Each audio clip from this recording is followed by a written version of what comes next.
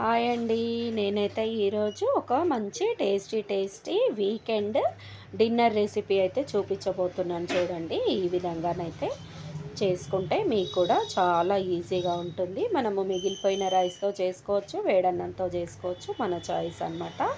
ఓకేనా? Video ending వరకు అయితే చూడండి ఫ్రెండ్స్. కడాయిలో ఒక 4 టేబుల్ స్పూన్స్ ఆయిల్ పోసేసి పువ్వు, ఆకు, గరం మసాలా వేసేసుకొని పొడువుగా కట్ చేసుకున్న ఆనియన్స్ అయితే వేసుకోవాలి. మీ రైస్ క్వాంటిటీని బట్టి మీరు ఇంగ్రీడియంట్స్ యాడ్ చేసుకోండి. అల్లం ఎల్లిగడ్డ, ఉప్పు, కారం, పసుపు వేసి ఒక 8 పచ్చిమిరపకాయలు మధ్యలోకి చీల్చి వేసుకోవాలి. నేను 2 గ్లాసెస్ ఆఫ్ రైస్కి అయితే చూపిస్తున్నాను. అందులోకి ఒక స్పూన్ గరం మసాలా, ఒక స్పూన్ ధనియాల పొడి వేసి కలుపుకోవాలి.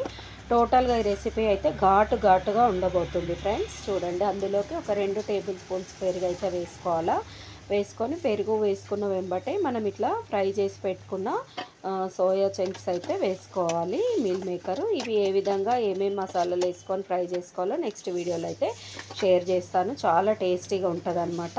చూడండి, రోజు మా రొటీన్గా వెజిటేబుల్సే కాకుండా ఇలా వీకెండ్లో కొంచెం స్పైసీగానైతే ట్రై చేయండి ఫ్రెండ్స్. డిన్నర్లో చాలా బాగుంటుంది అనమాట. ఒక్క మెతుకు కూడా మిగిల్చకుండా మొత్తం ఖాళీ అయిపోతుంది. గ్యారంటీ నాదే అనమాట. చూడండి, ఇందులోకి ఒక 4 చుక్కలు నిమ్మకాయ రసం కూడా పిండేసుకోవాలి. అంతే, ఒక మంచి పులావ్ బిర్యానీ ఫ్లేవర్ అయితే వస్తుంది మనకి ఈ రైస్.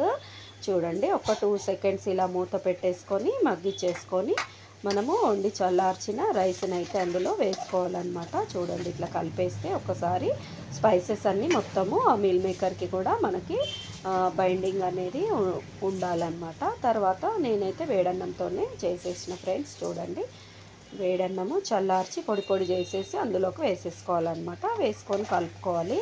మనకి వీకెండ్లో అని ఎందుకు అన్నానంటే ఇంకా ఫ్రైడే వరకు ఏవో ఒక కూరగాయలు తింటూనే ఉంటాం ఫ్రెండ్స్. సాటర్డే మనకి ఆల్మోస్ట్ అందరి దగ్గర కూరగాయలు అయితే అయిపోతాయి. ఇంకా ఇంట్రెస్ట్ కూడా ఉండదన్నమాట. 5 డేస్ బాగా ఫైట్ చేస్తూ ఉంటాం కదా వంటగదిలో మనము.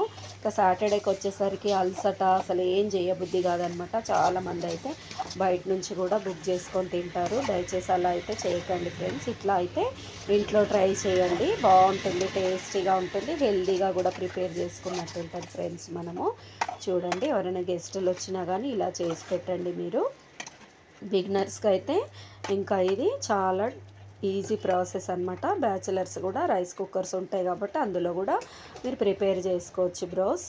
చూడండి, ఓకే, వెజిటేబుల్స్ కొయ్యాలి, కడగాలి, కట్ చేయాలి, ఇదంతా రిస్క్ కదా నిజంగా ఫ్రెండ్స్. సాటర్డే వచ్చేసరికి మనకి అలసిపోతాం అనమాట. ఫ్రైడే వరకు ఎంతో పని ఉంటుంది ఆడవాళ్ళకి ఇంట్లో. సో ఇంకా డిన్నర్కి ఇట్లా లైట్గా వేడిగానైతే ప్రిపేర్ చేసేయండి. మంచిగా అనిపిస్తుంది, నోటికి కూడా కమ్మగా అనిపిస్తుంది మనకి. కొంచెం పని భారం తగ్గినట్టు ఉంటుంది, టేస్టీగా కూడా తిన్నట్టు ఉంటుంది అనమాట. చూడండి, రైస్ అయితే ప్రిపేర్ అయిపోయింది. ఇంకా మాటల్లో పడి నా రైస్ కూడా ప్రిపేర్ అయిపోయింది. మాట్లాడుకుంటూ చేస్తే ఏ పని కూడా చేసినట్టు అనిపించదు ఫ్రెండ్స్, చాలా తక్కువ అనిపిస్తుంది. చూడండి, మీరు గమనించండి ఎప్పుడైనా కానీ.